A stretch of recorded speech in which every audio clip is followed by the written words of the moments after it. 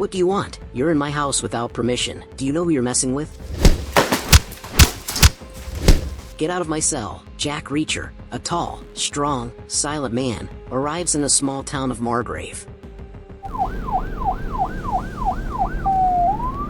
Police suddenly arrest him for murder. They find only a passport, toothbrush, cash, and a war medal on him. Detective Finley questions him about the victim, a big man in his 30s, but Reacher stays quiet. I don't need a lawyer. I didn't kill anyone. No one knows much about Reacher. He has no online trace. The only proof Jack Reacher exists is that he's sitting right here. What if I told you this man doesn't hesitate to kill and knows exactly how to do it? You'd be right. The shooter used a small caliber 9mm, a quiet, precise kill. A reckless killer wouldn't hide the body well, but this one did. The victim was big, so his feet likely gave him away. Reacher says he got off a Tampa bus with just $212, a toothbrush, and a French war medal. He even stopped at a diner, ordered peach pie, but never got to eat it, because he was arrested for murder. If you can confirm he was on the bus at that time, he's cleared, they say, but they need a warrant. In a flashback, Reacher and his brother Joe moved to a military base in Okinawa. Their mom tells them to make friends. Joe's ready to go home,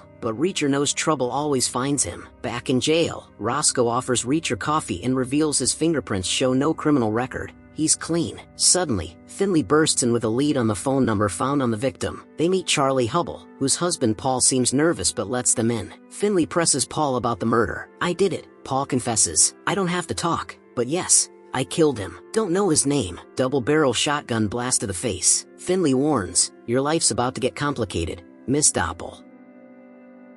Reacher demands, not until you cut these zip ties. Finley asks Stevenson if he knows anything about Hubble. Stevenson says Hubble was at a family party all night, far from the murder scene. He doesn't understand why Hubble confessed or why his number was found in a shoe at the crime scene. Reacher and Hubble are being taken to jail. On the bus, they're the only prisoners and sit across from each other. After a long drive down dark country roads, they arrive at Warburton County Jail. A guard warns them, a Samoan meth dealer came through here last year, shoulder like that. You won't fit that weapon inside you without going to the hospital. Try if you want, but you'll get hurt. Hubble apologizes. Sorry I got you into this. Didn't mean for it to happen. Reacher reminds him, remember on the bus? Shut up. Same rule here. Instead of a holding cell, they're thrown in with violent criminals. Four prisoners approach their cell. The leader, JD, mocks Hubble. Look at those pretty little shoes. Hand them over, girl. Reacher stands firm. What you want? You're in my house, fatso. And you didn't ask permission. Get out of my cell. Walking in the yard, Hubble clings to Reacher, terrified. He admits he's no real criminal. His bosses threatened his family if he betrayed them. Reacher listens but stays detached. When gang members start watching them, Reacher leads Hubble to the showers. A brutal fight breaks out. Reacher dominates, breaking bones and smashing heads. If you knew what's coming, you'd leave now.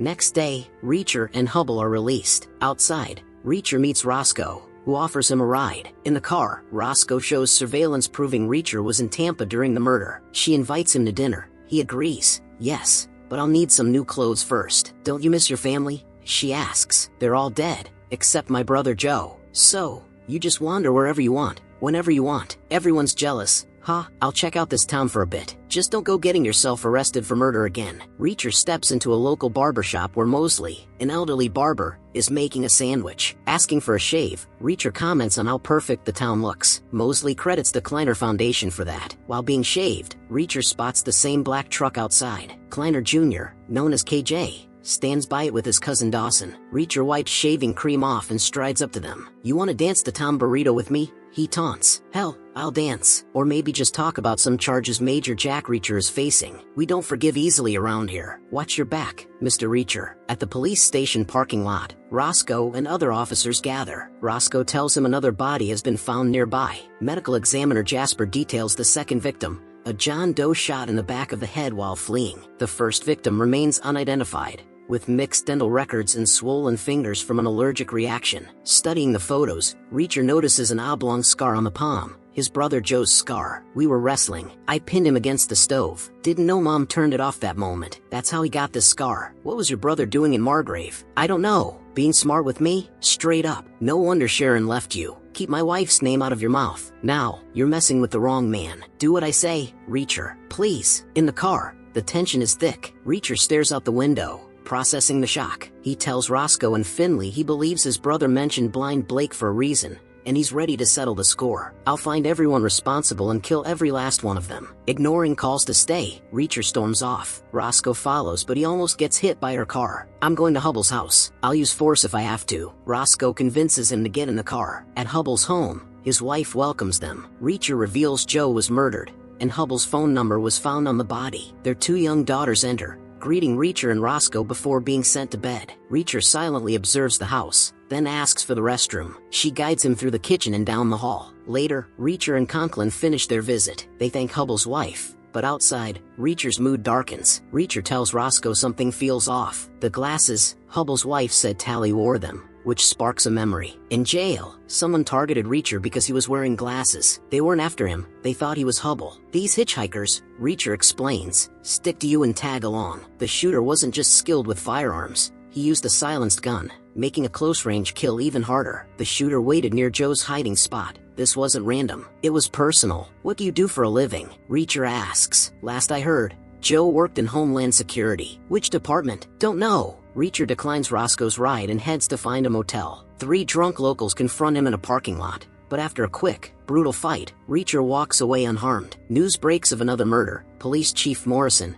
nailed to a wall with spikes through his arms and a cut cheek. Reacher thinks Joe came seeking peace but found only death. 4 victims, maybe 5 if you count Hubble. At the emergency town meeting, Teal declares himself new police chief, sparking anger. Why did you let him go if he was in jail? Someone demands. Reacher has a rock-solid alibi, another says. I trust Chief Detective Finley and the new chief. Teal calls the Morrison killing a revenge hit. Chasing my tail, Reacher mutters. Guys like Kleiner aren't angels. I'll cover the real angles, like Joe's rental car. I'll call when it's ready. I don't have a phone. Get one. I apologize for your arrest and condolences for your brother. Leave contact info before you go. I'm not leaving. Back home, Charlie trusts Reacher despite fear. With her husband gone, she must protect her daughters. Reacher arrives. They're told to pack. Paycard is coming for protective custody. He gives Charlie a burner phone. This is what your husband would have wanted. She breaks down, realizing Hubble is likely dead. No time to mourn. They have to run. We're on the move. It's not safe here anymore. I'm not ready. Let's go now. I told you I'd need my own gun,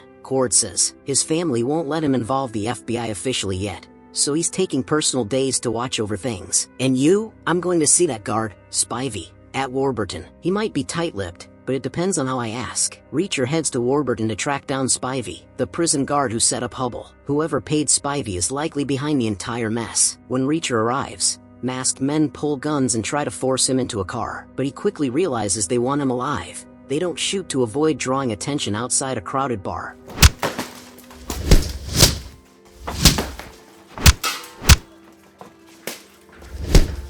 A cop arrives, but the attackers vanish before being caught. Reacher returns, injured but composed. Roscoe patches him up with superglue. They discuss what went wrong. Reacher admits the plan didn't go smoothly. Finley's annoyed he acted alone, but Reacher says Spivey wouldn't have fallen for it if Finley had been involved. New info surfaces. Joe Reacher worked for the Secret Service, under Homeland Security. Details are scarce, but the agency handles everything from fraud to child exploitation. Since Hubble specialized in currency, counterfeiting might be the link. Reacher puts the pieces together. Spivey remains the key lead, though likely on the run after the ambush. At Spivey's house, it's late and the records office is closed. He plans to return in the morning. Roscoe tells him to rest. They head to a bar. Roscoe changes to blend in and gets Reacher a fresh shirt. They listen to blues. One song reminds Reacher of Joe. Despite claiming he doesn't dance, Reacher shares a dance with Roscoe. They open up. Roscoe tells of losing her parents and being raised by a family friend, Gray, who taught her to be a cop. Reacher shares that Joe was his last family. Next day, they discover someone tried to break into Roscoe's house overnight. Footprints show a careful, professional intruder. You're going to kill me. Could have been here for me. My car was outside. They'll come back. I'm really going to need a gun. I know you're scared. Scared? I'm not scared.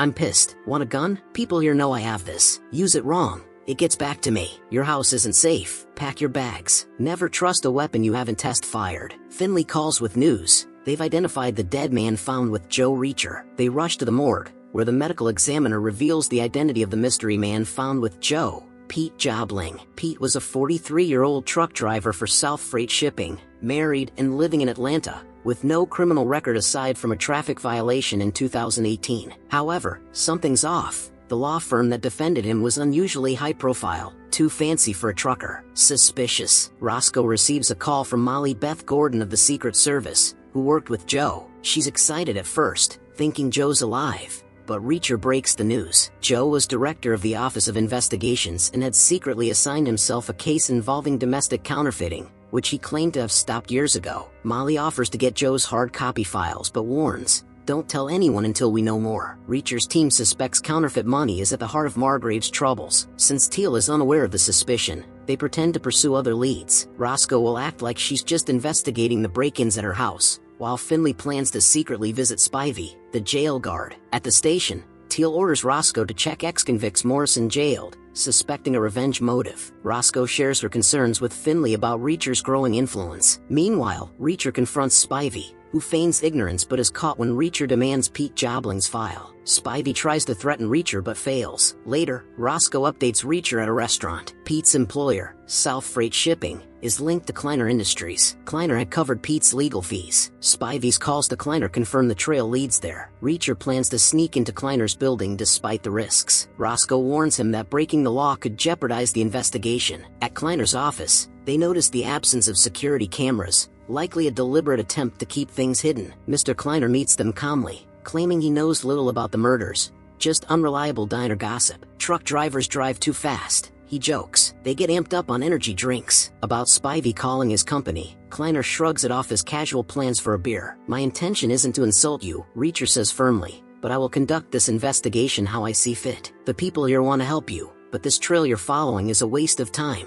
Leave it." Kleiner snaps back. "Don't tell me what leads to Chase. I'll put my foot up your ass until your heart stops." The group also notices Kleiner's farm is stocked with way more animal feed than necessary, raising suspicion he might be hiding a secret operation. Friends warn Reacher to be cautious. Kleiner may be involved, but rushing in could ruin everything. Reacher decides to find Spivey, hoping he'll reveal who's behind the chaos. He plans to meet Spivey alone at the Blue Cat, where Spivey feels safe, so no suspicion falls on him. Tanner Spivey doesn't like anyone asking questions, they warn. As Reacher drives off in his Mustang, he notices a car tailing him. Unfazed, he speeds up, leading them straight into a trap.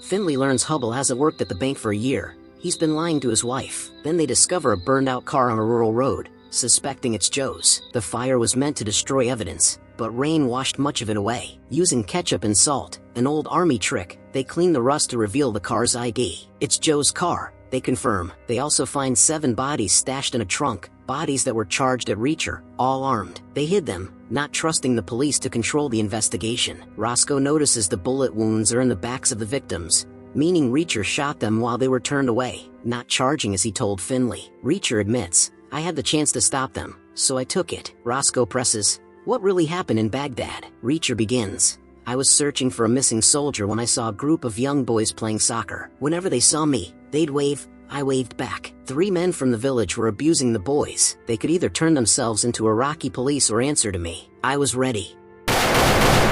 Do you have a problem with me killing people who hurt children? Because I want to know what kind of person I'm working with." Guess I don't. Later, Roscoe recalls something odd. When she asked Mosley about Kleiner's business, he mentioned trucking, real estate, and chemicals, but never farming, despite the large shipment of animal feed they saw. They check into a hotel. Roscoe uses the name Officer Odora Welty. Reacher pays with cash taken from the men they killed. They plan to visit Pete Jobling's wife the next morning to learn why his killers also targeted Joe. Reacher warns Roscoe to stay alert and avoid predictable spots. Sharpshooters could be watching from higher floors. "What are you doing? Unlikely someone tracks us here. But if they do, this will slow them down. What if the maid walks in? She'd have to be very strong. I know half a dozen sharpshooters who could take us out from the 15th floor." Later, Molly Beth calls. She says she can't meet at the airport. Too many cameras. She and Joe were close. Everyone respected him. A real lead-by-example kind of guy. He said you were a good man. Didn't warm up to people easily, so you must be special. The next morning,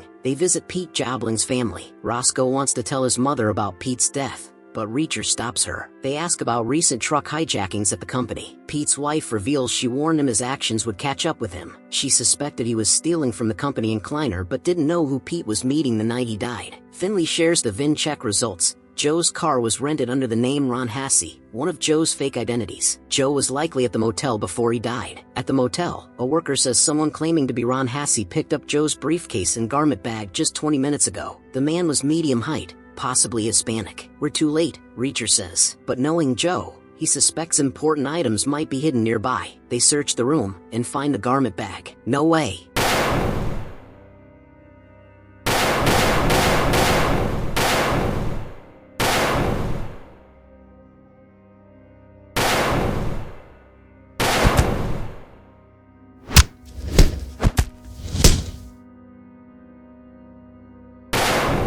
You made them follow you because you had Joe's note. You wanted to stay alive. When Joe died, I thought almost no one was left I cared about. Then I met you. Finley arrives, asking what they found. Reacher explains they were attacked and suspects someone at the police station leaked info, maybe Stevenson. Finley is surprised but agrees Stevenson acted strange. They trace phone numbers. William Bryant, an economics professor at Princeton, and Stephanie Castillo at Columbia. It seems odd to link government agents to this crime. Roscoe worries about going to Tennessee since Molly Beth is arriving soon. Reacher calls Knightley, a trusted private investigator, who agrees to help. They plan to meet Molly Beth at the airport, but when they arrive, she's missing. Reacher senses something's wrong. She must have missed us and walked right by. No one misses me when they walk by. We need to split up. You take the stairs. You take the elevator. Shaken by Molly's death, they drive away. The radio blames a crash on mechanical failure and budget cuts to Coast Guard patrols. But Reacher knows something darker is at play. Suddenly, he orders the car to stop. He spots a dog chained tightly on a property, the chain cutting into its neck. That dog doesn't deserve this. Told you to stay off my property. Let's see how you like it. He rescues the dog, then heads to Hubble's house for a new car. The old one is riddled with bullet holes. Uncovering the vehicle, he admits,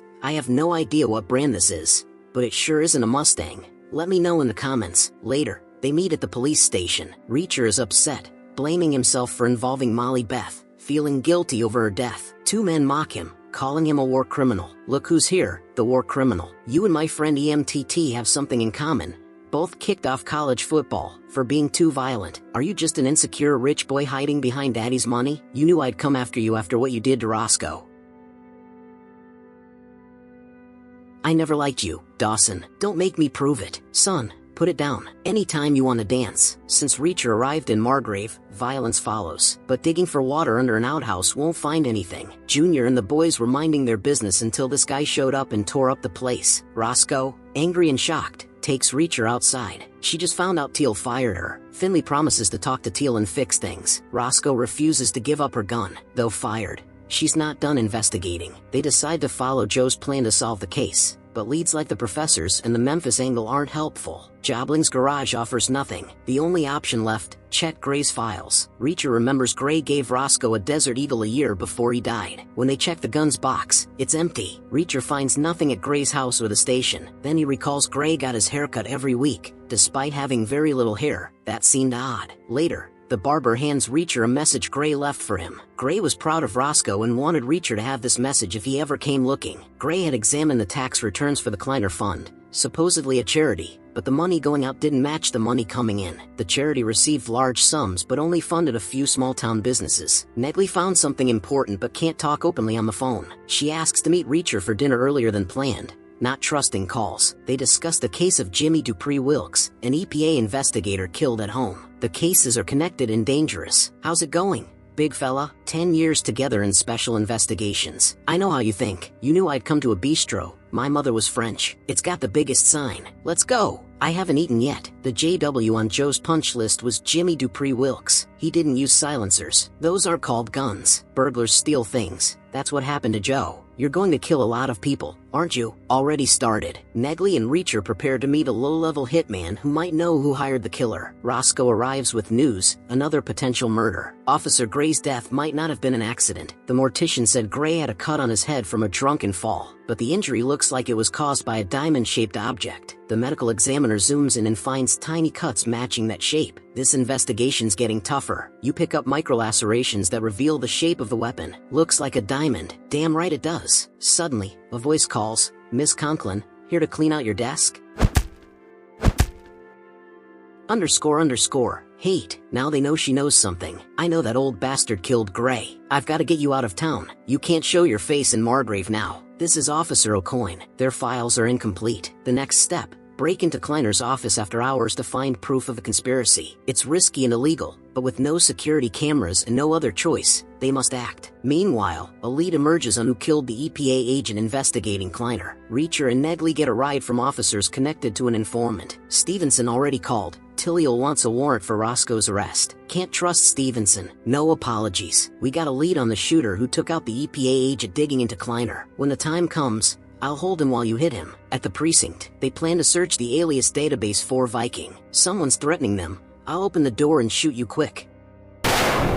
Who threatened you? I don't know. I need help. Don't mess with the special investigators. The planner forced that cop to kill us. Odds are, he hired the Viking too. Reacher decides to head back to Margrave. Do me a favor, walk away from the killers of your brother and those who tried to kill us. I'll look into the Viking. Finley is ready to break into Kleiner's office for crucial evidence, hoping to find answers in the shadows. Reacher studies photos of Kleiner's injuries. They recognize the brutal Venezuelan butterfly cut, meaning the killers are likely from Venezuela. Suddenly, Finley gets called to the station. The chief says the planner has been murdered, his body found in his office. Forensics are already on the scene. Finley wants to investigate but is told to hold off. I'm doing you a favor. I'll call you back in soon. Meanwhile, Paycard takes Roscoe to Paul's wife's house for safety and tells her to escape through the basement if in danger. That night, Roscoe and Paul's wife spot a suspicious car in the forest. Roscoe orders the kids to the basement, ready to lure the intruders away. Run, I'll lead them off. Yes, do it. Reacher and Finley follow a truck that stops outside a hotel at night. Kleiner's nephew goes inside,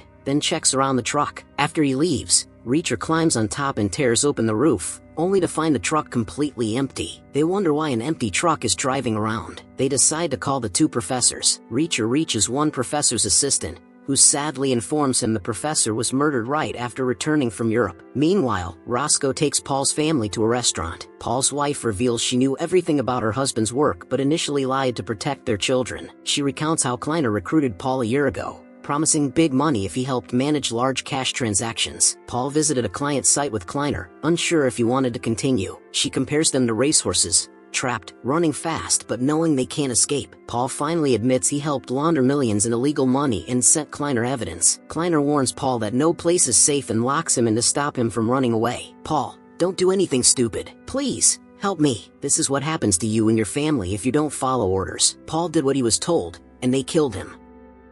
When Reacher steps outside the police station, he notices a man watching him. Soon, he meets a professor who reveals she worked closely with his brother Joe. She explains that whenever Joe needed economic insight, he came to her. Joe had arranged for all fake currency paper to be printed through one company, but later, he discovered fake notes were also being handled in Georgia. Reacher realizes they've misunderstood the case. The counterfeit notes weren't printed in Georgia and then distributed. They were printed elsewhere and brought to Georgia. Find where they get the paper, and you'll stop whatever Joe was trying to stop. How will you take down the people behind this? She asks. Painfully, Reacher replies. Major Jack Reacher, 110th Special Investigations, retired. My brother Joe worked in the Secret Service. You can look him up. I need you to protect her until you get a call from me, and only me. Meanwhile, Stevenson and his wife Emma live in fear. Finley is missing and unresponsive. Paul and Charlie have vanished, possibly in hiding, or worse. The couple seriously considers leaving Margrave for Tupelo to start anew,